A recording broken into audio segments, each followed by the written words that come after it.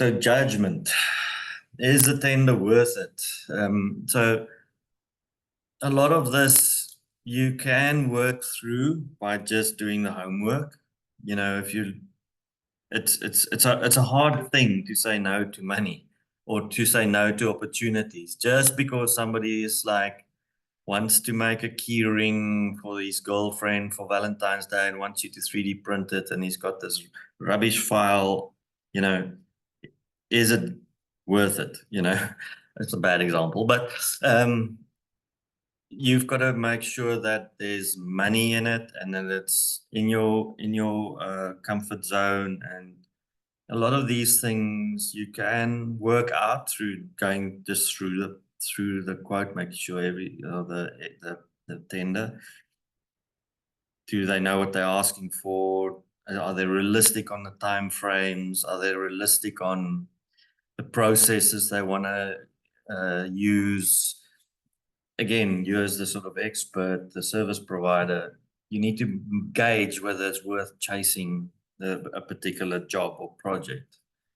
And the more you do things, the better you get at. You know, I can often now, without even engaging too much on a project, see if it's nonsense, or if somebody's just not got a grasp on reality. And that's like from massive projects to small projects.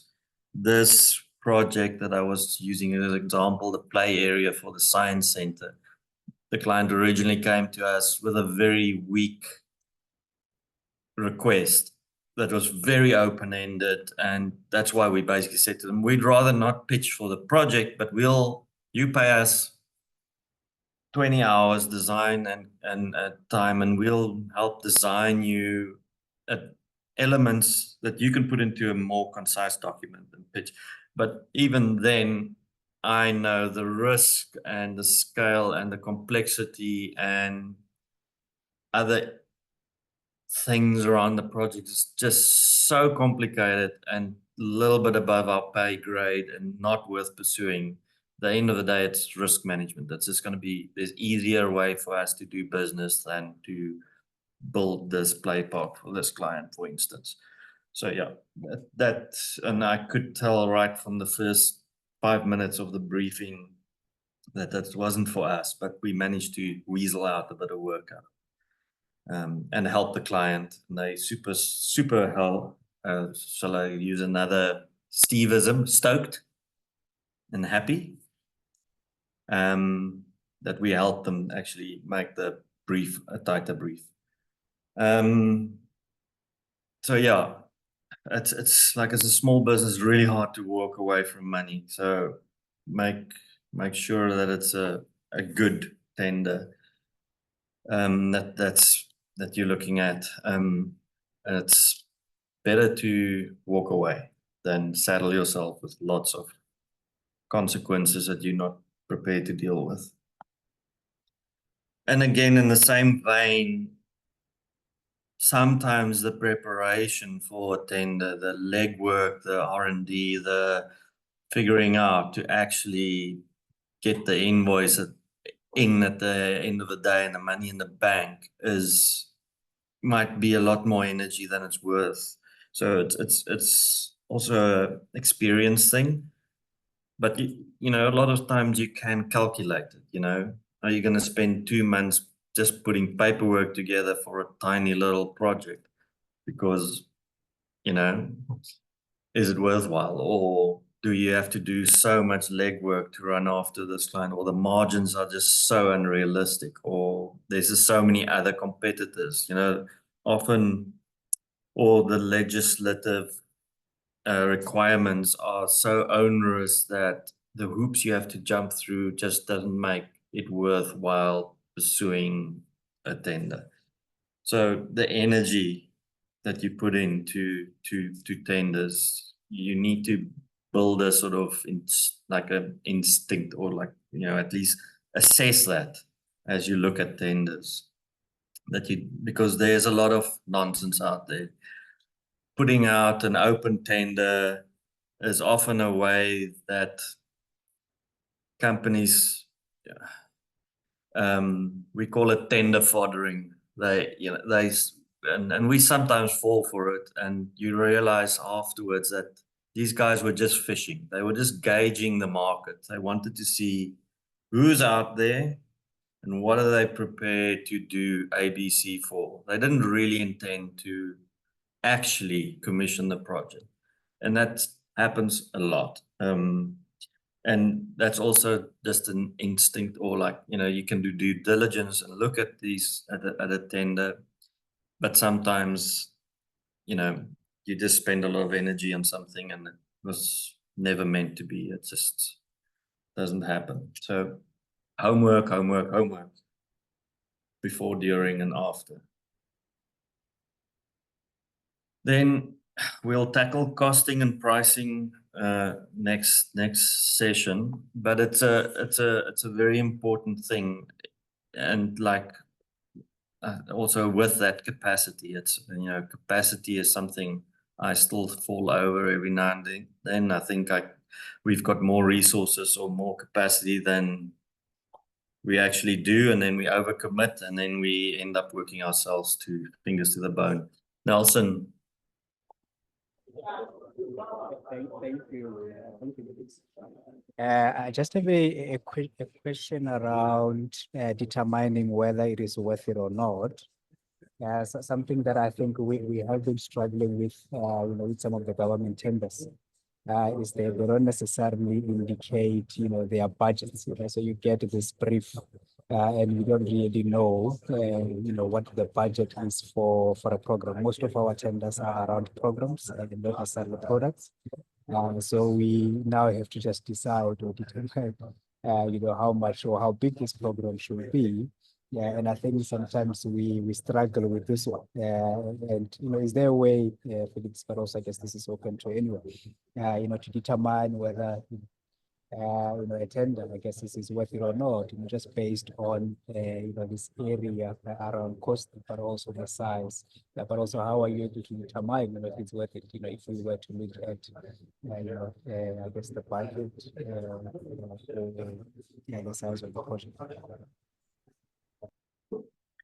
Yeah, it's a difficult thing. There's no black and white science, that's like, these are the 10 rules that you can apply. I think from experience, it is really going through that tender brief with a fine comb and trying to understand how realistic it is, because sometimes there are little indicators that they either don't know what they're talking about, or there's a mismatch between the time frame and the scope of the project, or things like that. Often, like, big institutions or government put out these blind tenders where there's no indication of the value of the tender. There's some industries where there's sort of like roads or something.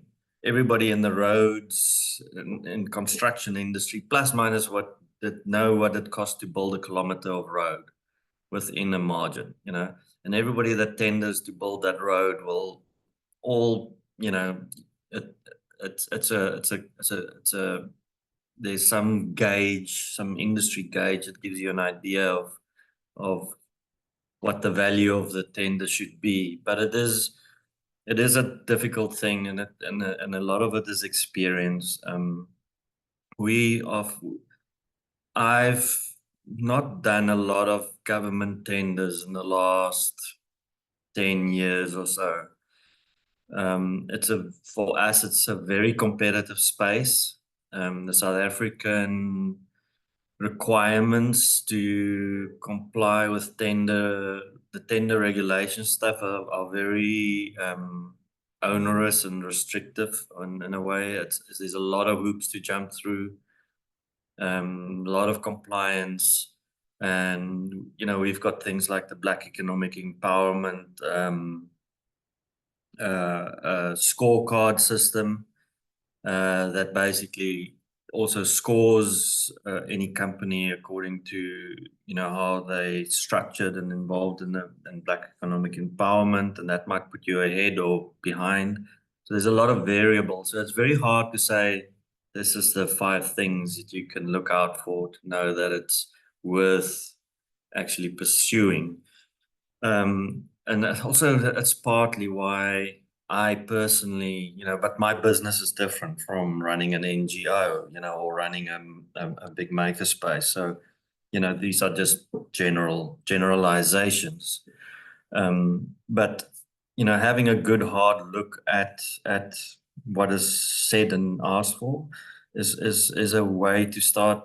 And then the other thing is experience. You know, by the time you've done the 10th tender for a similar thing, and you know, it doesn't come your way, there's either something wrong on their side in the way that what they're asking for, or you know, you're just not a fit, you know. Yeah, so I don't know if there's anybody else that's got any sort of insight on Nelson's question, a way to sort of gauge whether it's worth going for a specific tender. For me, when it's in fundraising, not tenders,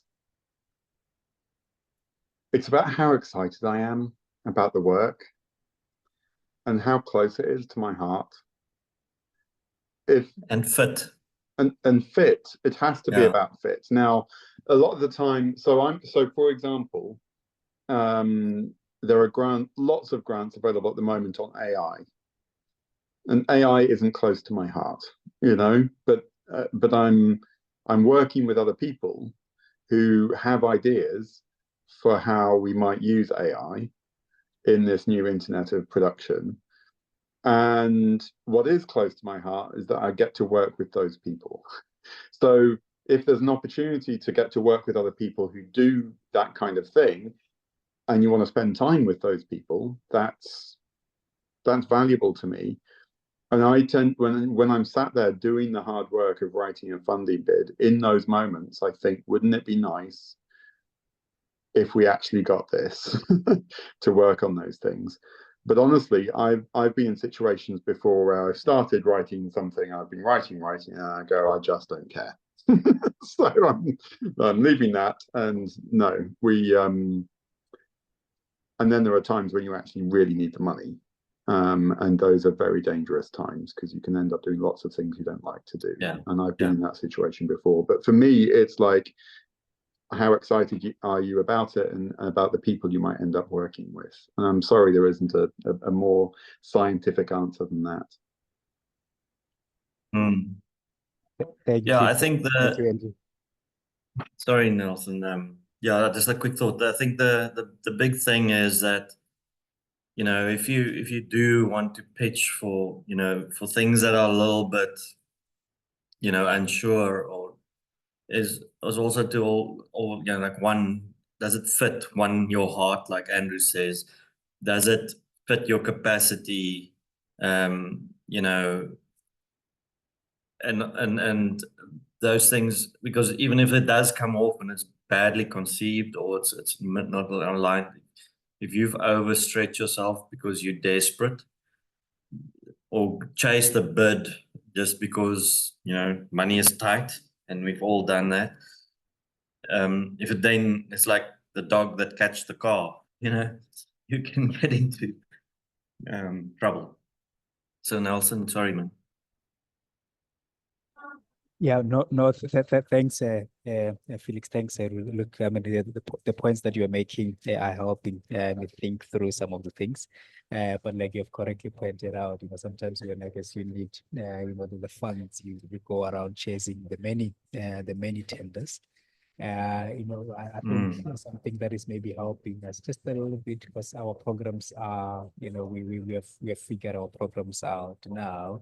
Yes, as much as we customize them for the different companies that are putting out these calls, or government entities that are putting out the calls. Yeah, but we usually send out the same program. So it's not like we take a lot of time, you know, working on the program. Yeah. But it's still a lot of work because there's all these requirements, obviously, and sometimes you're thinking, sure, I don't even know if these guys have this budget that I'm looking for.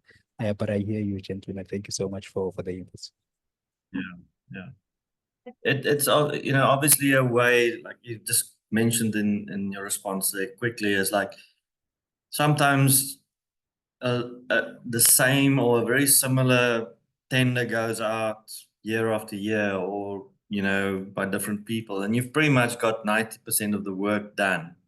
If you're sure you still got the capacity to deliver, and there's money to make your maths is okay, got a big capacity, then the risk of putting out for the, you know, pitching for that tender, you know, because you've got the homework done, you know, like you say, you've got, you know, you might have to do a little bit of extra paperwork, change a few things, but you've done 90% of the paperwork. So the risk in like the sunk cost and time and effort to prepare and pitch for it is sort of that, you know, you've got it in the bag, you can just rinse and repeat.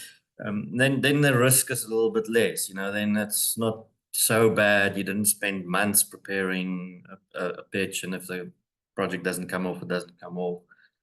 But yeah, I think the risk of doing a pitch where you have to put a lot of prep work and a lot of leg work and a lot of research and a lot of costing and pricing and running around, and you know, it's vague and you don't know whether it's coming off, you can end up spending a lot of energy on it. Yeah. So to that point, I think trying to know your client, whether it's government or a government department or a company or an industry, or just Joe that, you know, you've done so many transactions with, is very valuable, and that also comes with time and experience and relationships. And understanding the market, understanding, you know, my business, we play in different industries. We do stuff for the film industry. We work with NGOs on the recycling end of stuff. We work for ad agencies and marketing companies. We work for interior designers, and each one of those industry niches have got their own little quirks and sensitivities to price, or sensitivities to deliverables, or, you know, backup support and or compliance and so forth, and knowing that space that you're working in or pitching in or looking at is valuable, one, for understanding whether you are wasting your time on a tender, whether you are in the ballpark, but also the one thing that I'm quite a fan on is to sell value. You know, so if you know that you're bringing 10 times the value of your cost to a client, and they buy into that, they understand the value you bring, it's stupid to ask them twice cost. If you know that the value that you're bringing in for a client is marginal, you know, like for instance, the 3D printing example from earlier, where somebody brings a 3D printing file, and as a print farm, you need to make 100 of these widgets, but you're charging per gram or per minute printing, and you get the file and it's a complete piece of rubbish. You've got to rebuild the whole model, and it takes you 2 days to rebuild the model. But the client perception of value is the physical product. They want the 10 widgets, and the perception of what they pay for is the 10 widgets. You haven't sold them the design and 3D modeling as a service. And I think that's where that relationship becomes, you know, important, and also the communication about what is the value that you're selling, what is the value that you're bringing, but also understanding the market. You know, I know, unfortunately, in the whole history of 3D printing, because it's come out of the sort of hobby background where the value that was sold was the thing, not the process that gets you to the thing. And because the whole aura of 3D printing is this, you can have this instant thing, you know, and that's the culture that 3D printing was sold to everybody with, all the ethos. So the expectations from clients is, I give you this file, you give me a thing, I pay for the thing. But the reality is there might be a whole lot of other value that you're bringing to the client that they're not aware of, or not aware of, that they need to be paying for, or that they get the benefit of, and that makes it difficult. So yeah, I think 3D printing has got a legacy that makes it hard. You know, it's just historic, the way that 3D printing was developed, and you know, it's my personal opinion about it, which makes it hard at the end of the day. I use a bunch of 3D printing farms, and I think out of 3, only 1 will flag a bad file at me and say like, no, we can't print this. We're gonna have to charge you 3 hours of modeling or go away. They obviously might have enough business. The others just quietly fix the file and give me the prints. So yeah, I think understanding the value that you're bringing to clients, and also, you know, having them understand the value that you're bringing, because you can charge a lot more for the value they would bring than for the product, and that's, I think, a rule for a lot of spaces. Then yeah, next we will be doing costing and pricing. So yeah, when I worked with an NGO in the 90s, we did a lot of life skills and costing and pricing and development work all over Southern Africa, and we basically developed this mantra: the costing is a science and pricing is an art. Pricing is alchemy, and it's partly linked to value, you know, as understanding the value. So we'll cover costing and pricing next, which is integral to putting a tender or quote together. It's a very important part of it, and a lot of people mess this up and end up working for free or paying to work.